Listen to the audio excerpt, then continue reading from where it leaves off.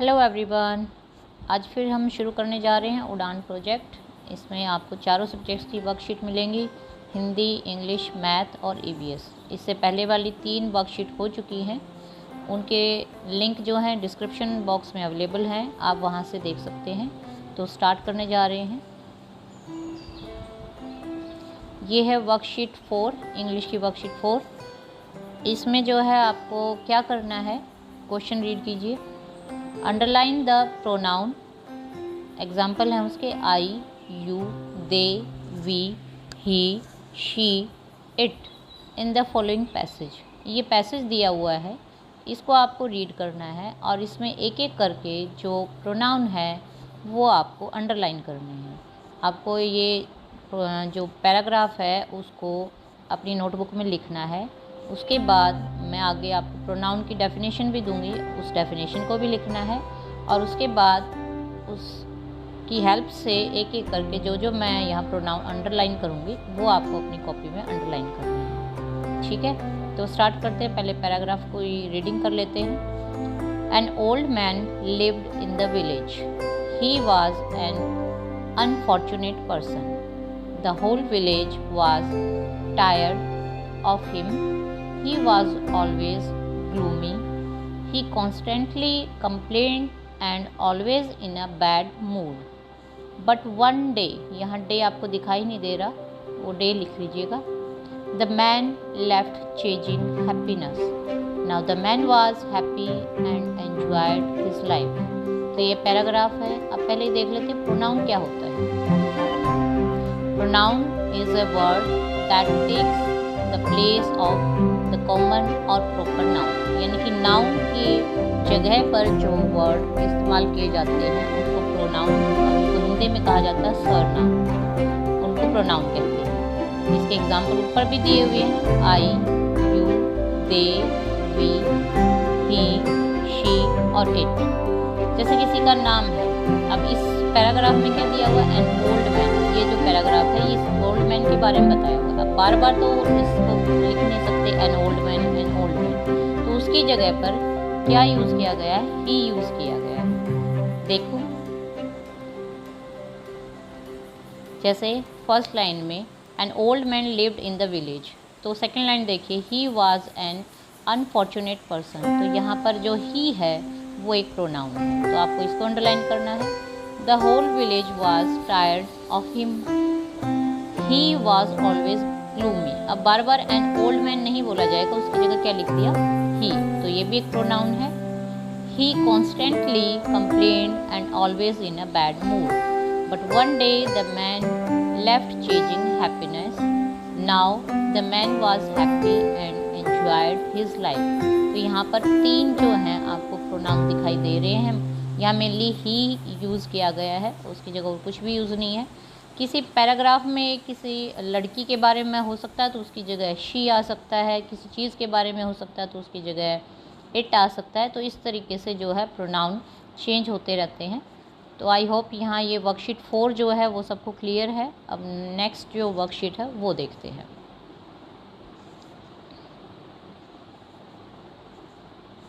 ये है हिंदी की वर्कशीट।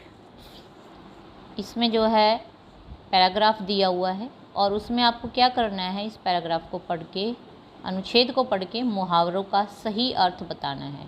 अब एक एक करके मुहावरे जो है मैं लाइन में अंडरलाइन करती जाऊंगी, हर एक लाइन में जो जो मुहावरा आएगा। आपको क्या करना है, कॉपी में इसको पैराग्राफ को, अनुच्छेद को उतारिए और उसके बाद इन क्वेश्चंस को ऐसे ही लिखना है और उसके बाद जैसे मैं टिक लगाऊंगी वैसे ही आप टिक लगाते जाना। अब पहले तो पैराग्राफ पढ़ना शुरू करते हैं। सारा दिन खून पसीना एक करने के कारण अनुज का अंग अंग ढीला हो रहा था। अब फर्स्ट लाइन में जो है क्या क्या आया है देखते हैं। फर्स्ट लाइन में सारा दिन खून पसीना एक करने के कारण, तो खून पसीना एक करना है, ये जो है क्या होता है, मुहावरा होता है। अंग अंग ढीला हो रहा था, अनुज का अंग अंग ढीला हो रहा था। तो यहाँ पर इन लाइन में ही आपको इनका अर्थ थोड़ा आइडिया हो रहा है। जैसे सारा दिन खून पसीना एक करना मतलब मेहनत की उसने। अनुज का अंग अंग ढीला हो रहा था, इसका मतलब क्या हो रहा था, वो थक रहा था। घर आते ही अन्नू की शिकायत ने आग में घी डालने का काम किया। तो अन्नू ने अनुज को शिकायत की, तो उसने क्या किया, उसको और ज़्यादा गुस्सा दिला दिया। तो यहाँ पर कौन सा मुहावरा दिख रहा है आपको, आग में घी डालना, ये भी एक मुहावरा है। वह मन्नू पर आग बबूला हो गया। आग बबूला का मतलब भी समझ में आ गया होगा आपको, गुस्सा हो गया। उसने मन्नू को डांटते हुए कहा कि तुम माँ बाप की आंखों में धूल झोंकते हो। माँ बाप की यहाँ पर आंखों में धूल झोंकना, ये भी एक मुहावरा है। तो यानी कि माँ बाप को धोखा देते हो या जो भी उनको बेवकूफ़ बनाते हो, इस तरीके से। जब काम करना पड़ेगा तब तुम्हें आटे दाल का भाव मालूम हो जाएगा। तो यहाँ पर ये मुहावरा आ गया, आटे दाल का भाव मालूम होना। अब देखिए क्वेश्चन पढ़ते हैं हम। फर्स्ट है खून पसीना एक करना, मुहावरे का अर्थ। तो अभी मैंने बताया था, फर्स्ट लाइन में आया था सारा दिन खून पसीना एक करना, तो उसका क्या अर्थ था, परिश्रम करना, मेहनत करना या परिश्रम करना। इस पर टिक लगाना आपको। अंग अंग ढीला होना, मुहावरे का अर्थ क्या था, अभी बताया था, यानी कि थक गया, थक जाना। थर्ड है आग बबूला होना, यानी कि अन्नू ने आते ही शिकायत की और वो गुस्सा हो गया, तो आग बबूला क्या हुआ, अत्यधिक क्रोधित हो गया। आँखों में धूल झोंकना, मुहावरे का अर्थ है क्या होगा, आँखों में पानी बहना, आँखों में मिट्टी डालना, आँखों पर पर्दा डालना या धोखा देना। तो धोखा दे रहे हो, तो माँ बाप की आंखों में धूल झोंक रहे हो, उसको धोखा दे रहे हो। तो ये हिंदी की जो वर्कशीट है वो यहाँ पर कंप्लीट है। आप ये वर्कशीट अनुच्छेद लिखोगे और उसके बाद जैसे मैंने अंडरलाइन किया वैसे एक एक करके अंडरलाइन भी कर सकते हो, और फिर उसके बाद क्वेश्चन लिख के उन पे ऑप्शन पे टिक लगाना आपको। तो सबको समझ में आ गई होगी। यहाँ पर नेक्स्ट जो वर्कशीट है वो देखते हैं। ये है मैथ की वर्कशीट। इसमें आपको क्या करना है, कुछ संख्याएं दी हुई हैं और उनको विस्तारित रूप में आपको लिखना है। पहले प्रश्न में उनको विस्तारित रूप में लिखना है। जैसे पहला एक क्वेश्चन जो आपके लिए किया हुआ है 8453, तो उसका क्या किया इन्होंने, यहाँ पर विस्तारित रूप क्या होगा, 8000 अलग लिख दिया, 400 यानी कि सैकड़ा अलग, दहाई अलग, और इकाई कितनी है, यहाँ पर ये गलत लिखा हुआ है, यहाँ सिर्फ 3 आएगा, 30 नहीं आएगा, यहाँ सिर्फ 3 आएगा। इसको ठीक करना है आपको, ठीक है। तो उसके बाद यहाँ पर क्या लिखा, पहले 1000 लिख लीजिए, सैकड़ा, दहाई और इकाई। ऐसे ही अपनी कॉपी में जो है टेबल बनानी है आपको, लाइनें लगा लीजिएगा। अब सेकंड क्वेश्चन हम करके देखते हैं। 7827, तो इसमें कितने हज़ार हैं, 7। आप ऐसे करके 7000 लिखिए। उसके बाद 800, तो सैकड़ा कितने हुए, 800। उसके बाद दहाई कितनी है, 27 यानी कि 20, 2 दहाई हैं। उसके बाद इकाई कितना है, 7, वो आपको यहाँ लिखना है। तो इस तरीके से आपको ये क्वेश्चन करना है। उसके बाद 1000 के नीचे अभी मैंने बताया 7000, तो 7 जो है वो यहाँ पर स्थानीय मान आ जाएगा इसका। सैकड़ा कितने हैं, 8, दहाई कितनी है, 2, और इसमें इकाई कितनी है, 7। इस तरह से आपको ये सवाल करने हैं। नेक्स्ट क्वेश्चन देखिए, उसमें 9999 दिया हुआ है, तो इनको भी हम विस्तारित रूप में लिखते हैं। सबसे पहले अगर पीछे से शुरू करोगे वो भी इजी रहेगा, आगे से करना चाह रहे हो तो आगे से भी हो सकता है। जैसे इकाई कितनी हुई, 9, जमा दहाई कितनी है, 9 ही लिखा होता है, इसका मतलब 90 दहाई। उसके बाद जमा सैकड़ा कितना है, 900, और उसके बाद आगे क्या दिया हुआ है, जमा में 9000। अब इन्हीं को जो है विस्तारित रूप में लिख लेते हैं। यहाँ पर तो हर जगह क्या आएगा, 9 ही लिखना है आपको।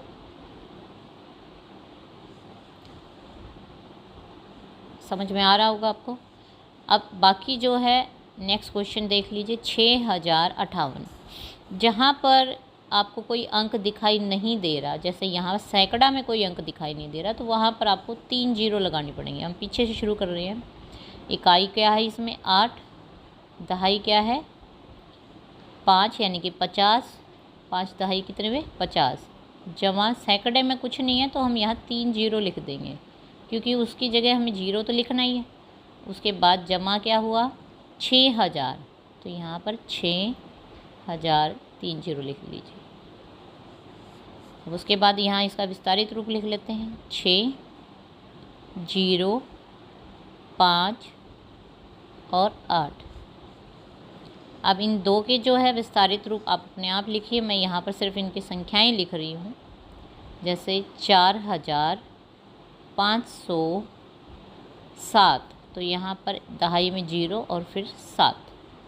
लास्ट वाले में भी ऐसे ही 5349, 4 यहाँ 4 आएगा।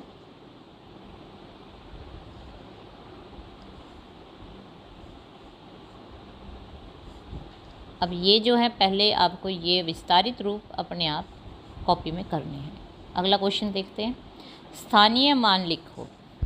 अब इसमें हर एक उसमें जो ये संख्याएं दी हुई हैं इन सब में किसका स्थानीय मान लिखना है आपको? 7 का स्थानीय मान लिखना है यहाँ पर, 5 का यहाँ पर, 4 का यहाँ, 3 का यहाँ और 2 का यहाँ। ठीक है। अब इस संख्या के अंदर 7 का स्थानीय मान क्या है? पीछे दिया हुआ है, तो 7 का स्थानीय मान क्या है यहाँ पर? 7, क्योंकि इकाई का अंक है। अब 5 का इसमें कहाँ पर दिया हुआ है? देखिए, इकाई, दहाई, सैकड़ा, हज़ार, हज़ार पे दिया हुआ, तो यह 5 का स्थानीय मान इस अंक संख्या में क्या है? 5000। उसके बाद 4 का स्थानीय मान देखिए संख्या में क्या, कहाँ पर है? 4 तीसरे स्थान पर, तो यानी कि इकाई, दहाई, सैकड़ा, तो सैकड़ा है इसमें। 4 का स्थानीय मान इस संख्या में 400 है। उसके बाद 3 का स्थानीय मान क्या है? यहाँ पर सबसे आगे दिया हुआ है, तो यानी कि 10,000, तो ये कितना हुआ? 30,000। और 2 का स्थानीय मान दहाई है, तो इसका मतलब 20। तो इस तरीके से आपको संख्या को देखना है ध्यान से, और जिसका जहाँ पर स्थानीय मान पूछा हुआ है वहाँ पर उसका स्थानीय मान लिखना है। पहले उसमें 7 का, उस संख्या में जो 7 का स्थानीय मान है, दूसरे लाइन में 5 का, तीसरे में 4, 3, 2। अब अगली संख्या देख लेते हैं, 24,375। अब इसमें 7 का स्थानीय मान कितना है? 70। उसके बाद 5 का स्थानीय मान कहाँ पर है? वो इकाई के अंक पे है, तो 5 है। 4 का स्थानीय मान हज़ार के अंक पे है, तो वो 4000, हज़ार का स्थान है इसका।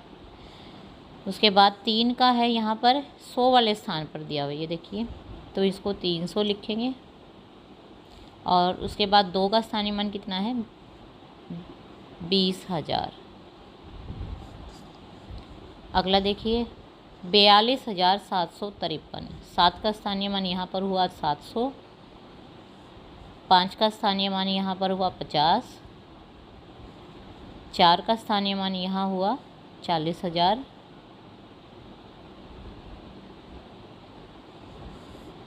3 का स्थानीय मान इकाई के अंक पे है, तो सिर्फ 3। और 2 का स्थानीय मान यहाँ पर हज़ार के अंक पे है, स्थान पर है, तो 2000।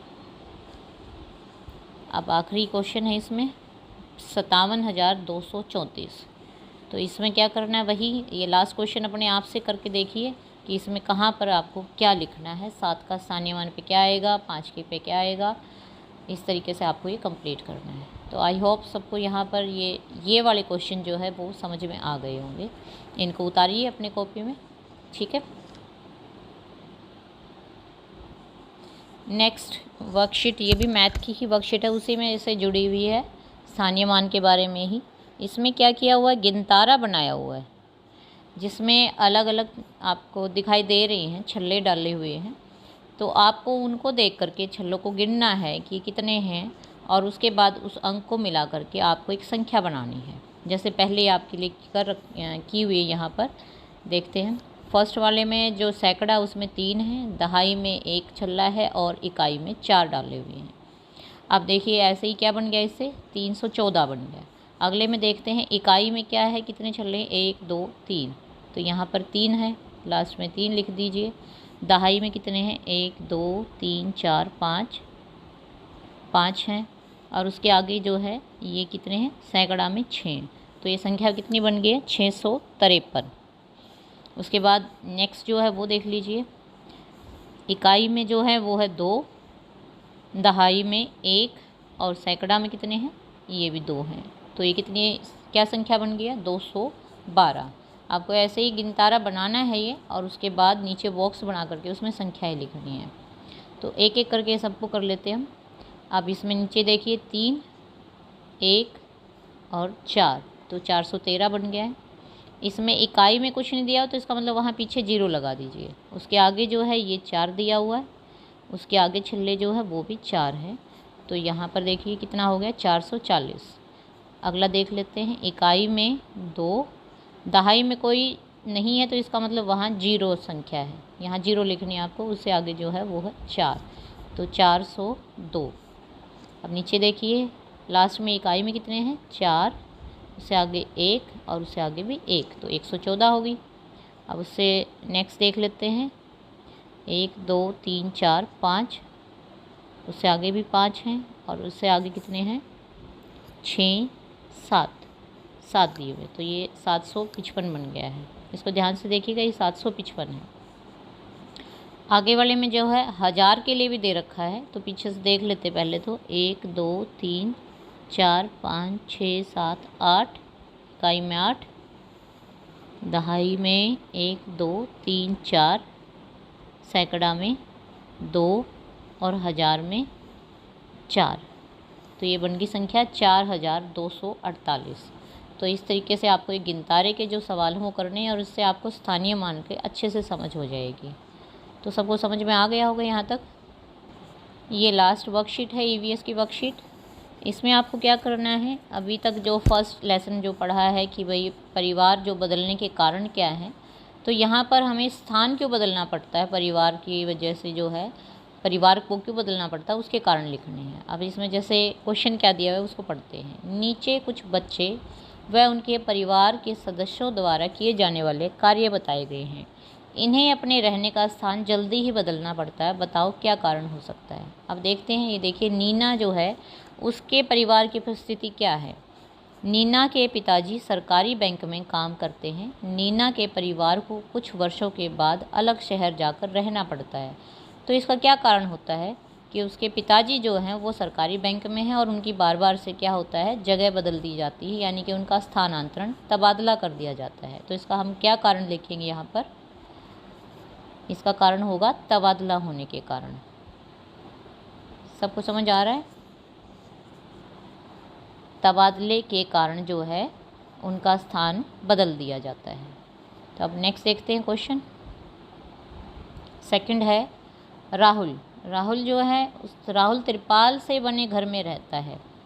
अभी उसका परिवार एक नई बन रही बिल्डिंग के पास रह रहा है। जल्द उसे कहीं और जाना पड़ेगा, यानी कि उसके पिताजी जो है एक बिल्डिंग में मिस्त्री या मजदूर का काम कर रहे हैं, तो उनको अपनी जगह बदलनी पड़ेगी क्योंकि वो बिल्डिंग जो है उसका बनने का काम पूरा हो जाएगा, तो उसके बाद उनको घर बदलना यानी कि स्थान बदलना पड़ेगा। और घर कैसा, उनका तिरपाल से बना हुआ, तो वो जगह जगह अपनी पैसे कमाने के लिए यानी कि आजीविका कमाने के लिए वो रहते हैं।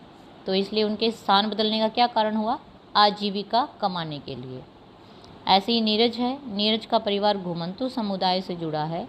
वे अपने रहने का स्थान कुछ समय बाद बदल लेते हैं।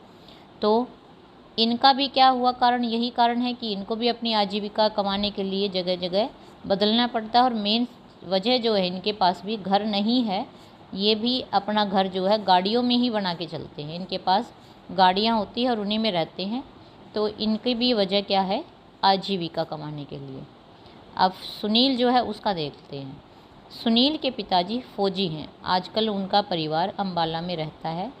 कुछ सालों बाद वे किसी और जगह जाएंगे। तो अभी इससे पहले जो नेहा का आया था उसका भी यही था, उनके पिताजी बैंक में थे। तो इनके पिताजी फौजी हैं, तो उनका भी बार बार से तबादला होता रहता है। इस कारण से इनको अपना स्थान बदलना पड़ता है। तो इसका कारण क्या लिखेंगे आप, तबादले के कारण। तो यहाँ ये वर्कशीट कंप्लीट हो रही है।